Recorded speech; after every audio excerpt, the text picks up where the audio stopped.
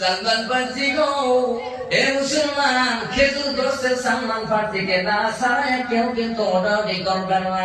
কিন্তু তার আগে আমার একটা কথা, মায়ার নবী এমন একজন দামি নবী পাইলাম, এমন একজন মহব্বতের মায়ার নবী আমি এমনি পাইলাম, যেই নবীকে স্বপ্নে দেখলে তার কবরের আযাব সব মাফ হয়ে যায়। বুঝলে কন্যা আল্লাহু আকবার। এত দামি নবী, মায়ার নবী আমার কান্দে রে। ছোটবেলায় কানতে কানতে যখন বাড়ি থেকে বাইরে হয়ে গেছে, কানতে কানতে মা আমেনা তালাশ করতেছেন, নবী নাই। মোহাম্মদ গেল কই? ঘরের দরজাটা মক্কার মধ্যে তালাশ করে, তালাশ করতে করতে পাওয়া যায় না, পাওয়া যায় না। মা আমেনা এই বাড়ি ও বাড়ি চাচা চাচির কাছে জিজ্ঞেস করলো, আমার শিশু মোহাম্মদ তোমরা দেখছো নি? আমার বাবাকে দেখছো নি?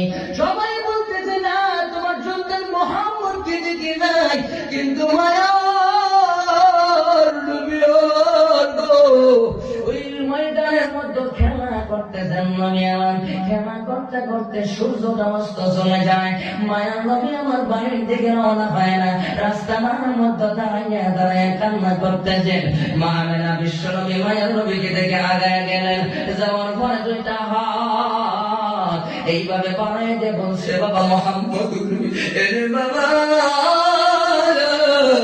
সন্ধ্যা হয়ে গেল, তুমি কান্না করো কেন? মায়ের নবী আমার কান্না আরো বেড়ে গেছে। কেন কান্না করো?